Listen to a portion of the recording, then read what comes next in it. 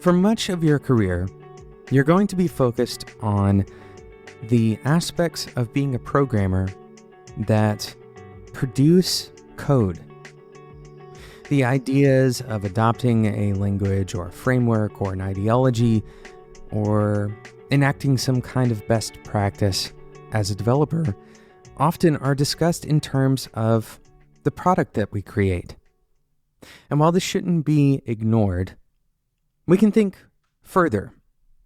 We can think beyond just the things that we make, and more specifically, we can think about the people that we make them with.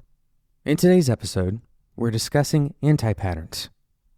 Specifically, we're going to discuss 3 anti-patterns that you are probably either experiencing or participating in with your coworkers. My name is Jonathan Cottrell, and you're listening to Developer Tea. And my goal on this show is to help driven developers like you connect to your career purpose so you can do better work and have a positive influence on the people around you.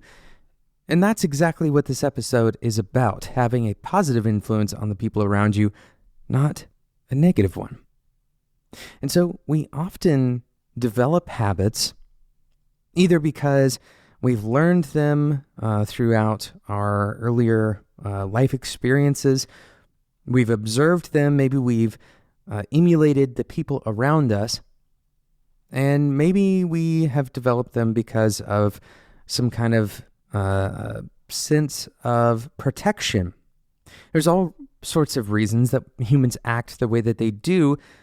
In today's episode, we're going to talk about specific behaviors that you can avoid to improve the relationship that you have with your coworkers. Now, before we get started, we don't have a sponsor for today's episode, but in lieu of us not having a sponsor, I encourage you, while you're listening to this episode, before it's over, and by the way, it will be over pretty quickly because our episodes are pretty short on this show, I encourage you to pull out your phone or whatever device you're listening to this podcast on and subscribe. This is the best way to make sure you don't miss out on future episodes like this one. Okay, let's jump straight in to these 3 anti-patterns of coworker relationships. Number 1, labeling. This is something that we haven't really talked very much about on the show. We have talked about the pitfalls of stereotyping and why it's so important to avoid stereotyping as developers. But I want to talk to you about this other behavior, and it's called labeling. It's very simple. It is the idea that you can reduce a person to a single dimension and then give that dimension some kind of signifier, some label. Now, it's not always as simple as, giving somebody a single word label like nerd, for example, right? This is obviously a bad idea, and hopefully we've come past this in our culture, our collective kind of conscience as a culture. But it goes beyond that. It goes beyond that to even labeling people things that we think are good. We may label somebody the UI expert on the team. This is the way that we describe them. And it may feel like a way of providing a sense of deference, a positive label for someone else. Now, here's the problem. Of course, it is exacerbated when that label denotes something negative, but people are not one-dimensional. Developers are not one-dimensional. Even your skill sets, in fact, perhaps even mostly your skill sets, are not one-dimensional. Furthermore, as we grow in our careers, most people have aspirations, and those aspirations tend to be relatively complex. Their interests tend to be relatively complex. And so when you apply a single dimension label to another person, you've essentially created a relationship that is limited. In other words, that person is not going to see you as their advocate. They're going to see you as someone who will use them in a very specific, narrow role. Of course, this has to be balanced. If you have a title in your job, or if you do have a specific role in your job, then it's reasonable to expect some level of specificity. But in normal conversation, especially when you're not formalizing these discussions, for example, if you're formalizing it in a pitch where you're showing everybody's titles, instead, if this is just over lunch, for example, and you reduce somebody's identity down to this single dimension, even if it's a good thing in your mind, even if they're incredibly skilled, and even if they like that thing and they accept that label, this is still limiting the complexity and the multi-dimensional reality that is that person's experience as a human being. Now, this isn't to say that you have to go and apply all of those labels to that person. You don't have to know everything about a person. You don't have to understand all of their skill sets. You don't have to understand all of their interests. But what you do need to do, and this is backed up by research, a healthy perspective on coworkers begins with the perspective that that person's personality is not fixed.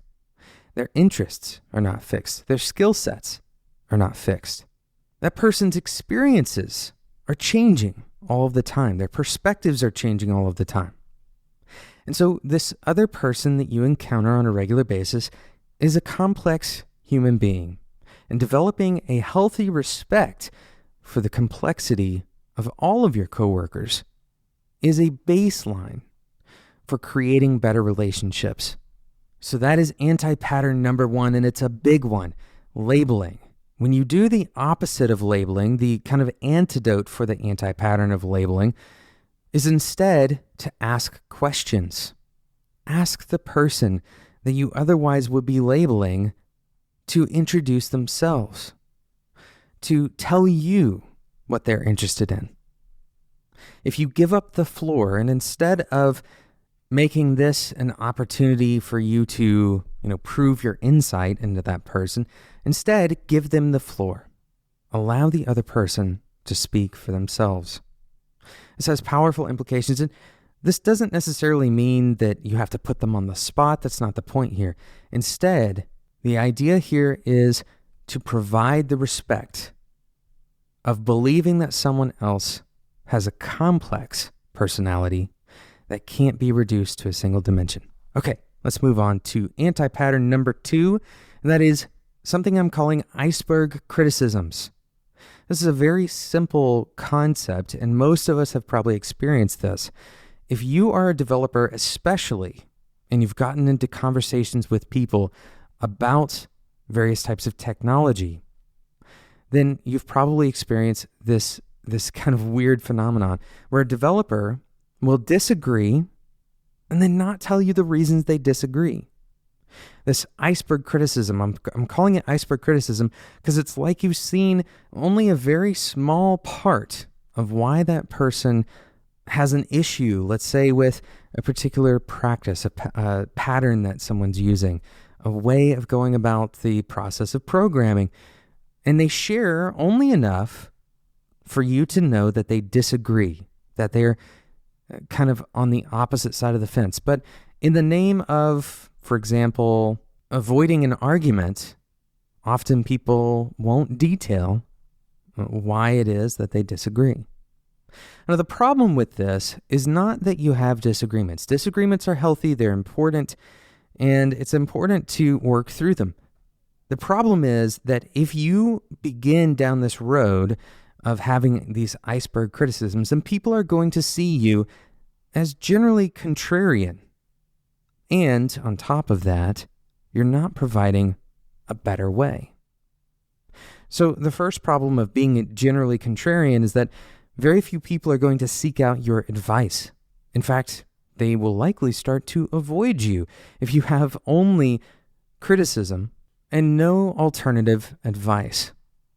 Of course, a better way here is to provide reasonable criticism when you have good reasons to back it up, when you have experiences, for example, but also to recognize that those criticisms that you're bringing to the table are your opinions.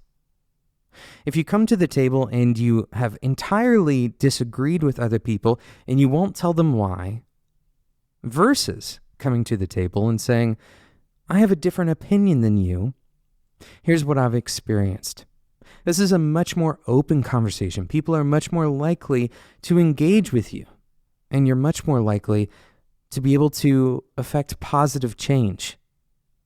Now, the absolutely most important piece of advice I can give you when dealing with criticisms and sharing criticisms is that you must be open to hearing other people's opinions.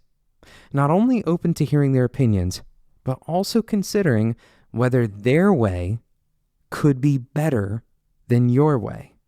Most of the time, the answer in these kinds of arguments is that neither one of you is necessarily right or wrong.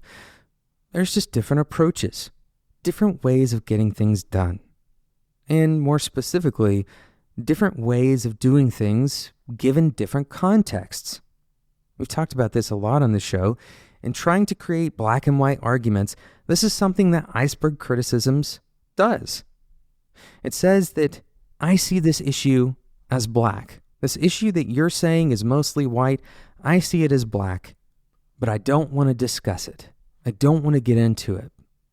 This comes across as arrogant. It comes across as if you're not really open to discussing your opinions, and you're certainly not open to changing your opinions. This is a very bad habit to get into, as we've already discussed. So I encourage you to instead approach with openness and a willingness, if you're going to share your criticisms, your disagreements, a willingness to provide an alternative.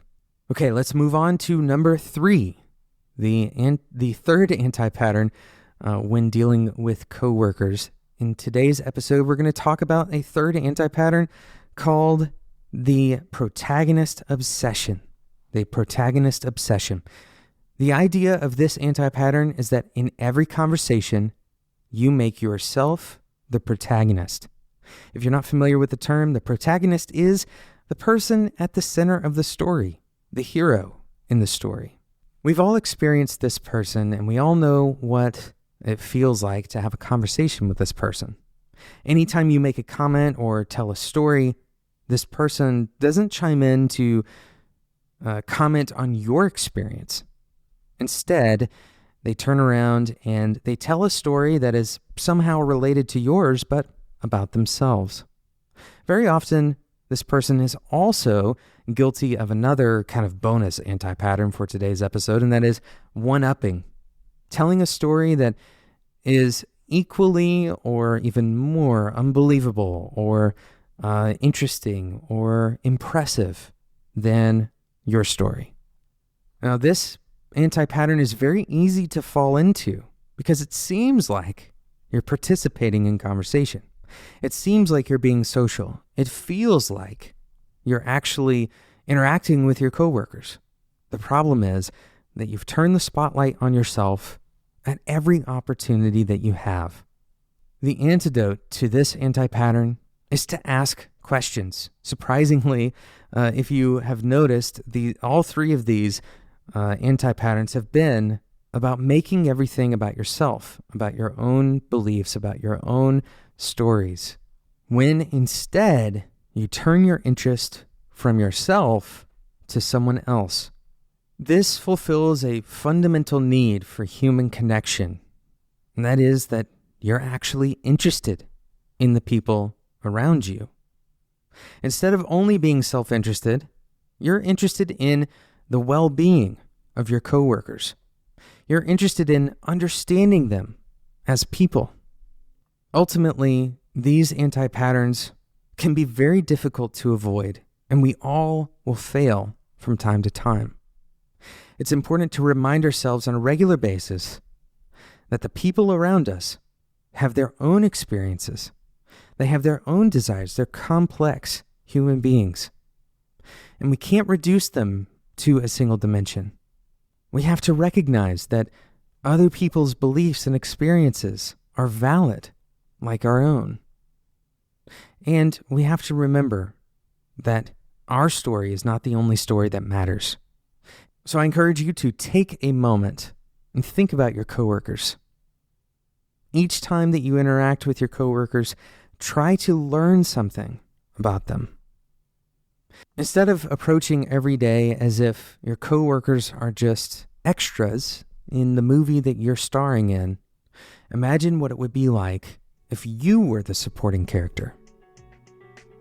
Thank you so much for listening to today's episode. And I encourage you once again to subscribe. If you've enjoyed this episode, you will probably like more episodes. And we do 3 of these a week. So it's easy to get behind.